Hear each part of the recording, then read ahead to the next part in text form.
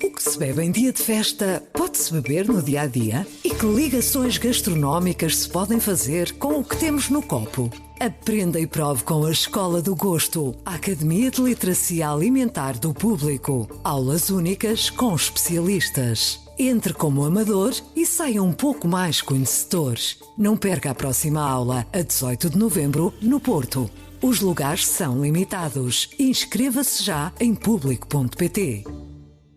Os portugueses não têm de todo uma noção do que foi o colonialismo português, de todo, porque a história que lhes é ensinada é uma história, mais uma vez, que continua o lusotropicalismo e mais uma vez continua o projeto do Estado Novo e também o Estado Novo, no fundo, vem engrandecer toda aquela ideologia do português descobridor que andou pelo mundo e fez isto e fez aquilo outro. Não é? E o 25 de Abril veio reformular muitas coisas que eram do fascismo, mas não fez nada em relação ao colonialismo.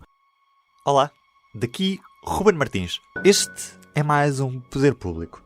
Lembro-me quase como se fosse ontem, quando andava no segundo ciclo, a professora de HGP, História e Geografia de Portugal, pegou numa cassete, rebobinou a fita e de lá saiu uma canção. Esta canção.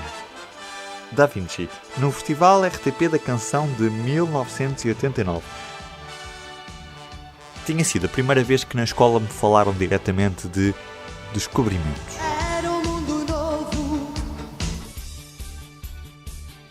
Com o futuro Museu da Descoberta, em Lisboa, voltou o debate. Portugal deve orgulhar-se da colonização que fez? E deve mesmo o museu ter esse nome?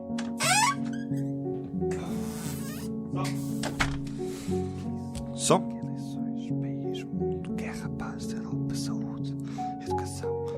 No meio de tanta conversa, trazemos as histórias. Poder Público. As páginas de um jornal. É um dos grandes fracassos do 25 de Abril. E isto tem que ser dito. O 25 de Abril falhou aqui. E está nas nossas mãos ainda corrigir aquilo que o 25 de Abril não foi capaz de fazer. Nós não podemos continuar a viver um mundo de fadas, a acreditar que os portugueses andaram a descobrir o mundo e a fazer trocas comerciais e que eram só boas pessoas e que se misturaram com os outros povos e esquecemos a história que nos foi escondida, que fomos nós que começámos a escravatura em África, fomos nós que começámos o tráfico de escravos, somos nós os responsáveis pela opressão de milhares e de milhares de pessoas ao longo de séculos. Isto não são coisas pequenas, não é? André Amálio é ator e encenador. Recebeu-me em casa em Lisboa. Eu sou, obviamente, contra o museu. Acho que é uma ideia estapafúrdia, ridícula. Acho, aliás, que é uma ideia que continua um pouco um projeto colonial do Estado Novo, que vem em linha com o padrão dos descobrimentos e todas aquelas coisas que foram feitas da grande exposição de 1940. Portanto, não faz qualquer sentido nos dias de hoje, e nós temos que pensar o mundo nos dias de hoje, e nos dias de hoje não faz qualquer sentido fazer um museu desse tipo, um museu com esse nome. E para mim é até chocante que se pense nisso. Isso para mim é que é surpreendente, como é que ainda é possível que haja este debate. Por um lado é salutar que ele haja porque nunca existiu na nossa história, mas por outro lado é ainda estranho que ele ainda exista hoje, depois de todas as críticas e todos os movimentos de pós-colonialismo que existem já há décadas. Em vez de ser apenas esta história romantizada, idealizada, mitificada, que nós fomos os maiores e andámos, os outros é que foram os maus. Nós não, nós éramos os bons. Misturávamos e tal, mas os outros não, fizeram coisas horríveis. Não, nós temos que assumir que nós também fizemos parte desse projeto colonial europeu, que era uma coisa europeia e que nós oprimimos e que matámos e escravizámos durante séculos. Desde 1441 até 1961, porque é só em 1961 que é abolida a lei do indígena, que permitia, em pleno século XX, ainda haver trabalho escravo legal, que era o trabalho forçado, não é? Que permitia ao Estado português apanhar qualquer indígena e pô-lo a trabalhar para o Estado português. Portanto, isto são séculos e séculos, não é uma coisa leve. E há que reconhecê-lo e há que o pôr nos nossos livros de história. Há que falar, as pessoas têm que saber o que é que foi o colonialismo português. Falei com André Amálio porque tem usado o teatro documental como forma de desconstruir esta imagem de Portugal como o colonizador perfeito. Isto começou quando eu fui para a Inglaterra, para Londres. Eu fui para lá fazer um mestrado e, à medida que ia fazendo o curso, na universidade o departamento pós-colonial era bastante forte. E mesmo com os meus colegas, quando eu dizia que era português, eu era surpreendido com perguntas sobre o colonialismo português. Mesmo a Teresa Havlitchkova, que é também a co-diretora da companhia Hotel Europa e que é a minha mulher hoje, ela fazia-me imensas perguntas. Ela tinha vivido no Ghana e no Ghana havia várias coisas relacionadas com a escravatura e com a presença portuguesa ligada ao tráfico de escravos. E eu não fazia a menor ideia. Ela fazia-me coisas que eu não tinha resposta, porque a única coisa que eu lhe sabia responder era esta coisa: não, os portugueses foram diferentes, os portugueses isto, os portugueses aquilo.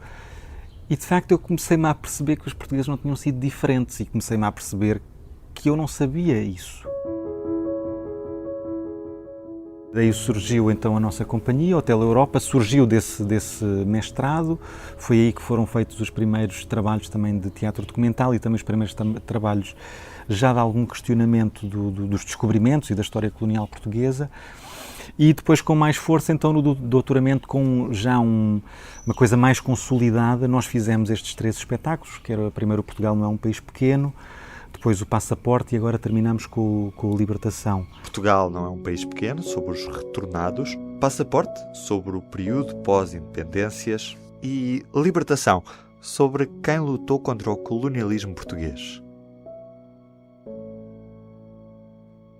Num café em Lisboa, encontrei-me com Rafael Pinto Borges, ele que é o fundador da Nova Portugalidade, um movimento que quer resgatar os feitos, os símbolos e os costumes que unem os povos que estiveram sob soberania portuguesa. O próprio nome Museu das Descobertas é já uma retirada, é já, de certo modo, um ato de negociação da parte da Câmara Municipal de Lisboa, na medida em que quer dizer, o termo descobertas é um galicismo de que não precisamos.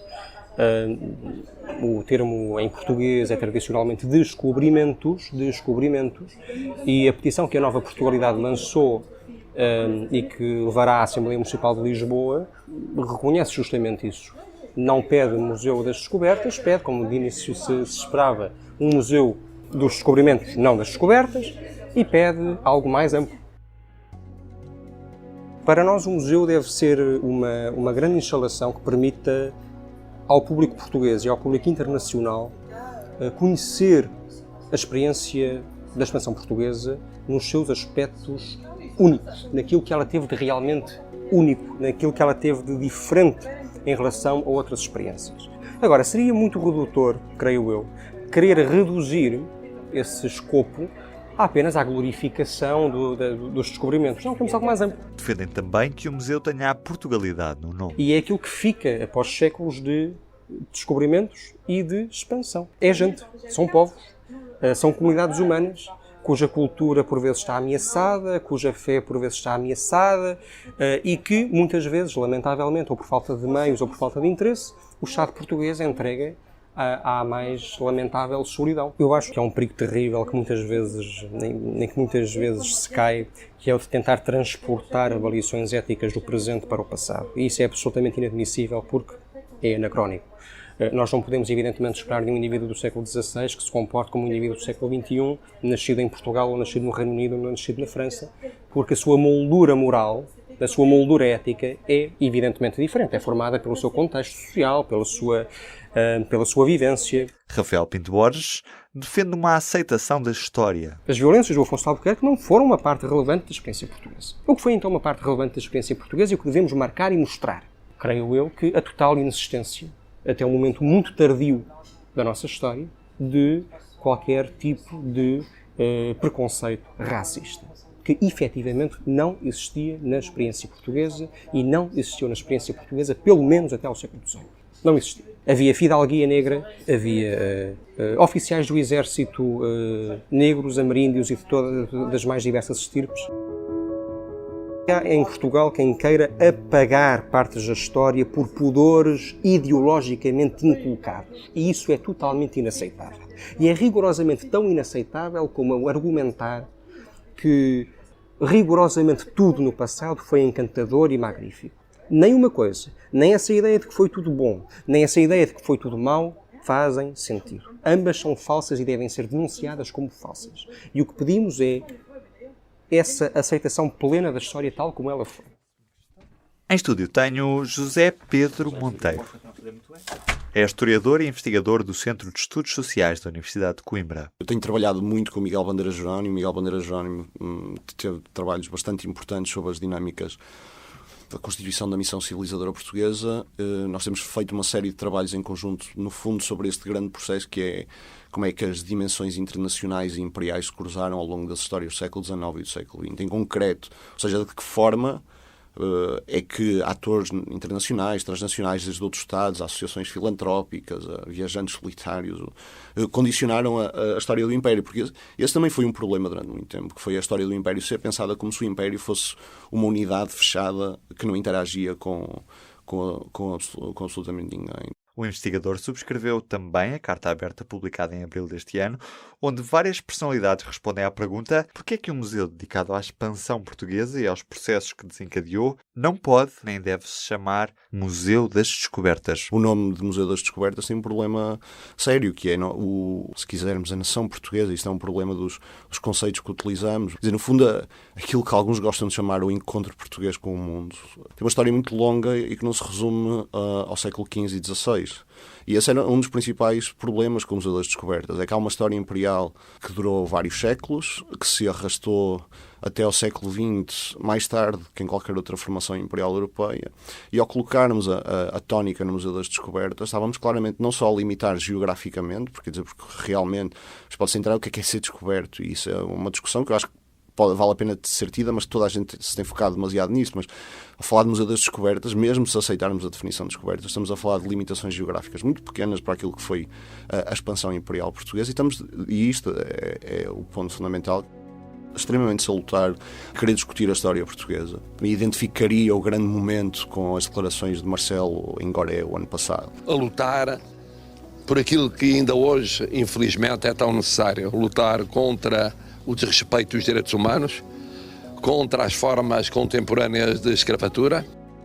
Como historiador, muitas vezes o que eu sinto é uma ausência muito acentuada de conhecimento novo. Ou seja, há imenso conhecimento a ser produzido nas universidades, na academia, novo, com diferentes orientações metodológicas, epistemológicas, políticas até, e que não, muitas das vezes, com a gritaria que também se criou em grande medida, não tem permitido, e a culpa também eventualmente seja nossa, dos historiadores, não estarmos a conseguir introduzir um debate que permita perceber melhor essa história. Esse é que deve ser o objetivo, nomeadamente saber o que é que aconteceu, como aconteceu, porque é que aconteceu. Paramos aqui por uns segundos. Isto porque o José é coautor de uma rubrica do P2. A série do Histórias do Presente, que eu estou a escrever com o Miguel Bandeira Jerónimo, é uma série que procura, através de uma série de 12 livros não publicados em português, recuperar temas históricos, processos, eventos, acontecimentos que influenciaram de forma mais ou menos evidente, às vezes menos, o presente. Sempre acompanhado do ensaio que escrevemos por uma entrevista a um especialista internacional sobre o tema, primeiro domingo de cada mês. No suplemento P2, continuamos com a história. Falamos sobre o debate sobre a colonização. É um debate que chegou muito tarde a Portugal. É um debate que, noutros contextos europeus, de antigas metrópoles, começou muito, muito mais cedo. Começou mais cedo em França, então isso é tremendamente evidente, desde os anos 2000, com todos os debates que houve sobre as leis da memória histórica, sobre aquilo que foi a consagração da escravatura como crime contra a humanidade. Este debate está a acontecer em Portugal. Vem tarde. E vem tarde, da mesma forma que a historiografia portuguesa também se atrasou durante muitos anos. Foi também por isso que hoje falei aqui sobre o colonialismo português. Obrigado por ter o Poder Público nos seus ouvidos. Não se esqueça de classificar este programa na loja do iTunes, subscrever numa das várias plataformas de podcast e enviar feedback para ruben.martins@publico.pt. Poder Público, histórias da política, da sociedade e do mundo. Até ao próximo episódio. Subscreva este e outros programas no iTunes, SoundCloud e aplicações móveis. O que faz um bom azeite? Sabe como escolher? Venha descobrir e explorar este produto tão importante da nossa gastronomia na Escola do Gosto. Dia 25 de novembro no Porto, venha provar e aprender com Ana Carrilho, Edgardo Pacheco e o chefe André Cabrita. Os lugares são limitados. Inscreva-se já em público.pt.